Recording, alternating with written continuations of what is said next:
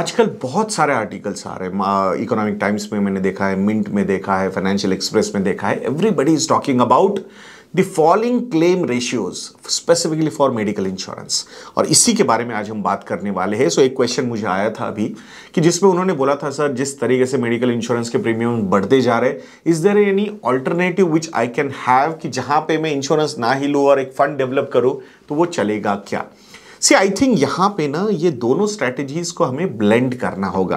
That is going to be very very important, because अगर आपने बोला कि मेडिकल इंश्योरेंस नहीं लेता हूं और एक मेडिकल फंड बना लेता हूं, एग्जांपल के तौर के लिए हम बात करते हैं, 10 लाख रुपए के मेडिकल इंश्योरेंस की जगह आपने बोला कि मैं 10 लाख रुपए का मेडिकल फंड बना देता हूं और अगर कुछ रिक्वायरमेंट आती है तो I will keep on consuming that particular fund. So एक बार वो फंड कंज्यूम करना शुरू कर दिया आपने, और अगर उस फंड पे जो रिटर्न्स आ रहा है उससे ज्यादा आपका अगर कंजम्पशन उस फंड से होना शुरू हो गया, then the fund will start going down and that is going to be very dangerous. तो इसीलिए ये स्ट्रेटेजीज को हमें ब्लेंड करना होगा। कैसे करना होगा?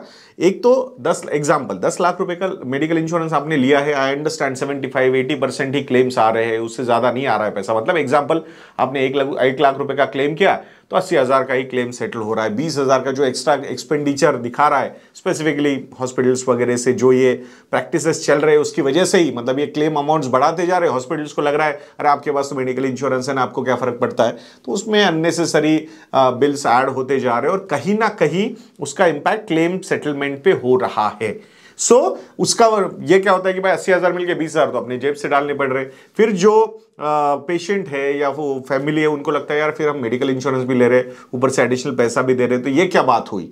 सो ये सबसे बड़ा प्रॉब्लम हो गया and that's why people are feeling that कि यार ये मतलब this is not done. So it's better कि हम मेडिकल फंड ही बना दे, मेडिकल इंश्योरेंस बना ही ना। सो मुझे लगता है कि अगर वो मेडिकल फंड डिक्रीज होना शुरू हो गया, so then it is going to be very disastrous. So इसीलिए आपको दो चीजें करनी है। एक तो मेडिकल इंश्योरेंस भी लेना है, सो इनिशियल एटलीस्ट 80-90% भी क्लेम अगर हो गया तो वो वहां से कवर हो जाएगा, और एक साथ में मेडिकल फंड भी बना के रखिए सो दैट अगर एग्जांपल 10 लाख का मेडिकल इंश्योरेंस है और 10 लाख का मेडिकल फंड है, और ये मेडिकल फंड जो है इसको कोई फिक्स इनकम सिक्योरिटी डेट में पार्क करने की जरूरत नहीं है। Probability of usage of this medical fund will be on a lower side, पूरा यूज होना, थोड़ा बहुत यूज हो सकता है। तो ये पैसा हम हाइब्रिड फंड में अगर रखते हैं जहां पे 65-80% का एलोकेशन जो है वो इक्विटी साइड में है, अराउंड 20-35% का एलोकेशन जो है वो डेट में है। सो ओवरऑल अगर weighted average rate of return हम देखते हैं हाइब्रिड फंड्स पे, so that would be around 10-12%।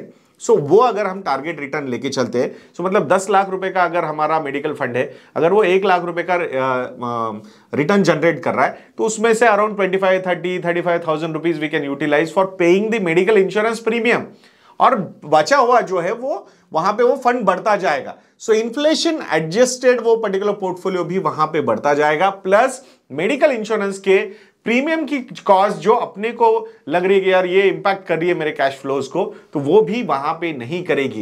You can take some time, 1-2-3 साल में ये पर्टिकुलर फंड आप डेवलप कर सकते हो, तब तक आप मेडिकल इंश्योरेंस आपके सेविंग्स में से प्रीमियम उसका पे करना है आपको।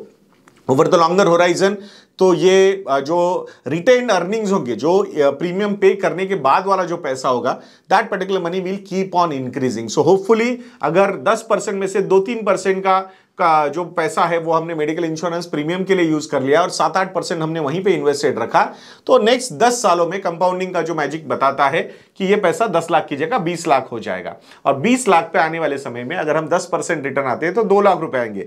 तो आपकी मेडिकल इंश्योरेंस की जो कॉस्ट भी बढ़ती जा रही है, वो पर्टिकुलर कॉस्ट जो प्रीमियम बढ़ने वाले हैं 6-7-8% से अगर ईयर ऑन ईयर ये बढ़ रहे हैं, तो वो पर्टिकुलर कॉस्ट भी हमारे मेडिकल फंड के रिटर्न्स में से एक छोटा portion will keep on taking care of. So that's why इसका ब्लेंड अगर हम साथ में रखेंगे medical insurance plus having a medical fund, I think that would be better. यहां पे कोई कैलकुलेटर नहीं है कि what is the right life insurance और what is the right medical insurance cover, तो उसी तरीके से what is the right medical fund, it is also not, मतलब वहां उसका कोई कैलकुलेटर नहीं है। सो दैट्स व्हाई जो मेडिकल इंश्योरेंस कवर आपके पास है उतने ही अमाउंट का अगर मेडिकल इंश्योरेंस फंड भी आप बनाते जाओगे, so I think that would be suggested. बाकी उसके ऊपर टॉपअप लेना वगैरह मेडिकल इंश्योरेंस पे, ये आपको अगर वो चीजें इनसिक्योर कर रही है तो it's always better to take those टॉपअप्स।